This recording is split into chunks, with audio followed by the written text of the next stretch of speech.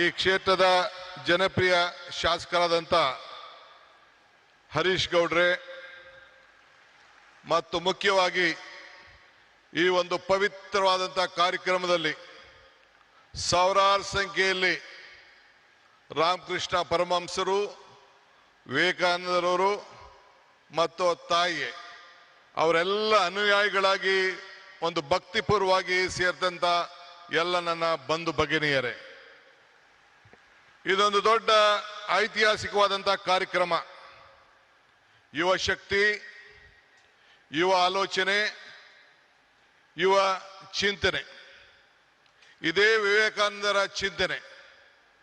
ನಾನು ಕೂಡ ನನ್ನ ಬದುಕಿನಲ್ಲಿ ಇದನ್ನು ಅಳವಡಿಸ್ಕೊಳ್ಬೇಕು ಅಂಥೇಳಿ ಬಹಳ ಚಿಕ್ಕ ವಯಸ್ಸಿನಲ್ಲಿ ಪ್ರಯತ್ನವನ್ನು ನಾನು ಮಾಡ್ತಾ ಇದ್ದೇನೆ.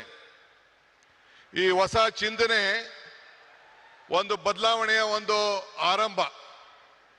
ಇವತ್ತು ಯುವಕರ ಕನಸು ದೇಶದ ಕನಸಾಗಿದೆ. ನಾವು ಇಬ್ಬರು ಯುವಕರನ್ನು ನಾವು ಗಮನಿಸಿದ್ದೇವೆ. ನಮ್ಮ ಯುವಕರು, ವಿದ್ಯಾರ್ಥಿಗಳು ಇಡೀ ರಾಷ್ಟ್ರಕ್ಕೆ ಏನು ಸ್ವಾಮಿ ವಿವೇಕಾನಂದವರು ಕೊಟ್ಟ ಆದೇಶವನ್ನ ನನ್ನ ಯುವಕರು ನಮ್ಮೆಲ್ಲರೂ ಕೂಡ ಒಂದು ಸಂದೇಶವನ್ನು ಕೊಟ್ಟಿದ್ದಾರೆ.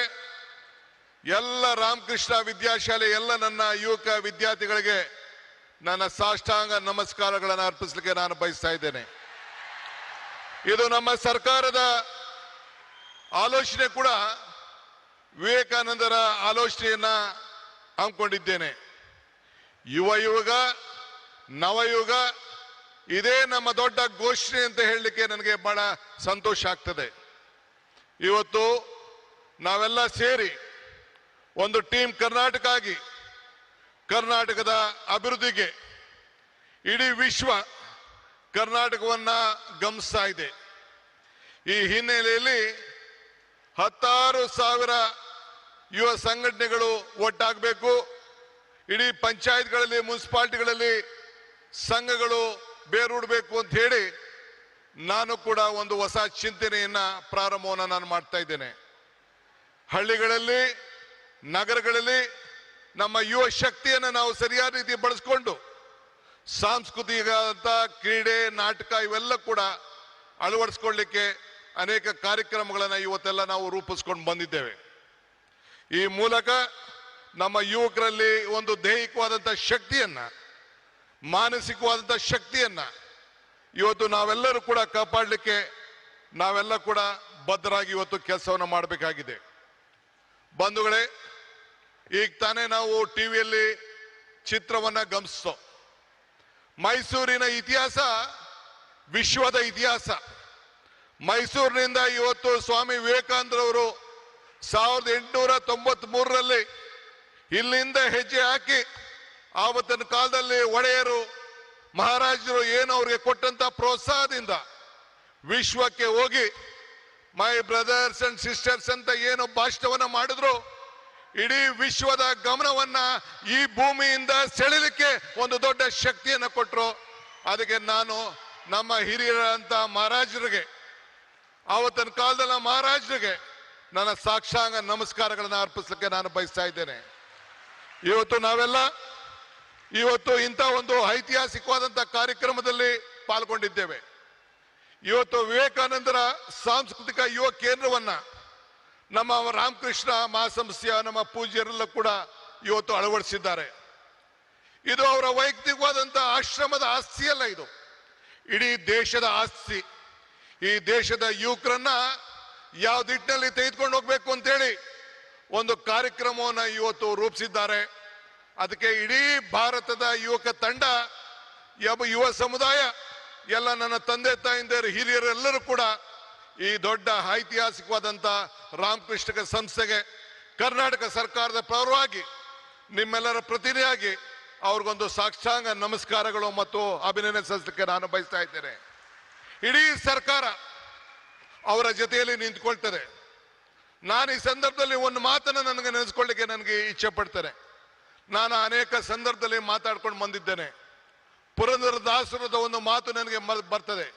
ಇದು ಭಾಗ್ಯ, ಇದು ಭಾಗ್ಯ, ಇದು ಭಾಗ್ಯವಯ್ಯ, ಪದ್ಮನಾಭನ ಪಾದ ಭಜನೆ ಪರಮ ಸುಖವಯ್ಯ ಅಂತೇಳಿ. ಹಂಗೆ ಇವತ್ತು ನಾವು ನೀವೆಲ್ಲ ಸೇರಿ ಪ್ರಧಾನಮಂತ್ರಿಗಳು ಬಂದು ಉದ್ಘಾಟನೆ ಮಾಡುವಂತ ಕಾರ್ಯಕ್ರಮದಲ್ಲಿ ಈ ರಾಮಕೃಷ್ಣದ ಮಠದಲ್ಲಿ ಏನು ವಿವೇಕಾನಂದ ಸಾಂಸ್ಕೃತಿಕ ಕೇಂದ್ರದ ಕಾರ್ಯಕ್ರಮದಲ್ಲಿ ಪಾಲ್ಗೊಂಡಿದ್ದು ನಮ್ಮ ಭಾಗ್ಯ ನಮ್ಮ ಭಾಗ್ಯ ನಮ್ಮ ಭಾಗ್ಯ ಅಂತೇಳಿ ನಾನು ಭಾವಿಸ್ಕೊಂಡಿದ್ದೇನೆ. ಬಂಧುಗಳೇ, ನಾನು ಹೆಚ್ಚಿಗೆ ಮಾತಾಡೋಂಥದ್ದು ಇಲ್ಲೇನು ಇಲ್ಲ. ಮಾತಾಡಿದ್ರೆ ಬಹಳ ಗಂಟೆಗಟ್ಟಲೆ ಮಾತಾಡೋಂಥ ವಿಚಾರಗಳಿದೆ. ಇವತ್ತು ವಿವೇಕಾನಂದರ ತ್ಯಾಗ ನಮ್ಮೆಲ್ಲರಿಗೂ ಕೂಡ ಇವತ್ತು ಸ್ಫೂರ್ತಿಯಾಗಿದೆ. ನಮ್ಮೆಲ್ಲರೂ ಕೂಡ ಅವರ ಶಕ್ತಿಯನ್ನು ನಾವು ಅಳವಡಿಸ್ಕೊಳ್ತೇವೆ.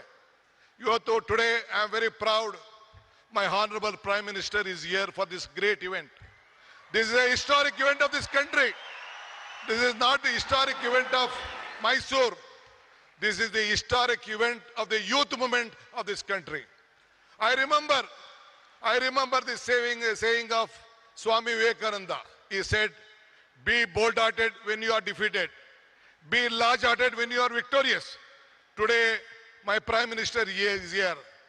I am requesting him on behalf of the government of Karnataka and all of you, you should be very bold-hearted to help us, help Karnataka, save Karnataka, because the entire world is looking at India and Karnataka through Karnataka and Bangalore.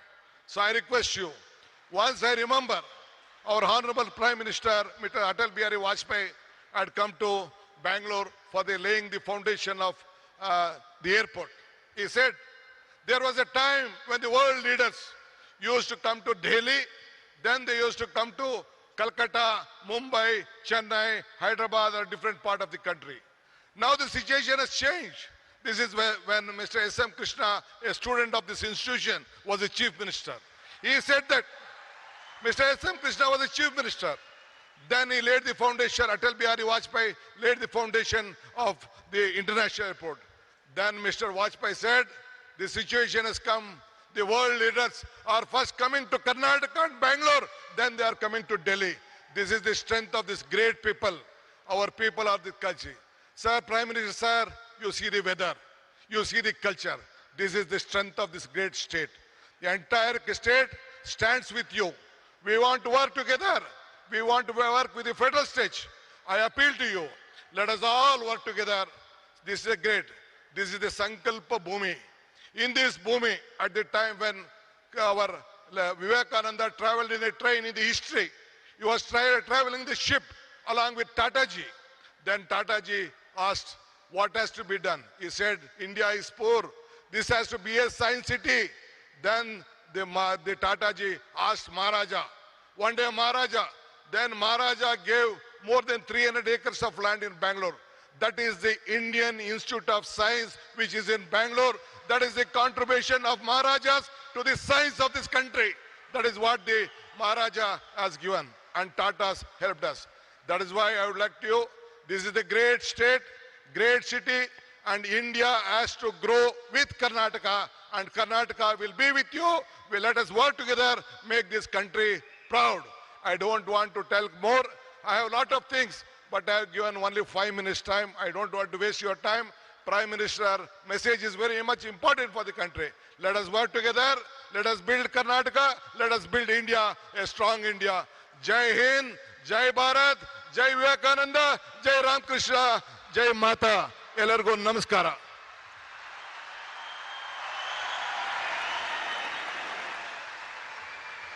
ಮಾನ್ಯ ಮುಖ್ಯಮಂತ್ರಿಗಳಿಗೆ ನಮ್ಮ ಹೃತ್ಪೂರ್ವಕ ಧನ್ಯವಾದಗಳು.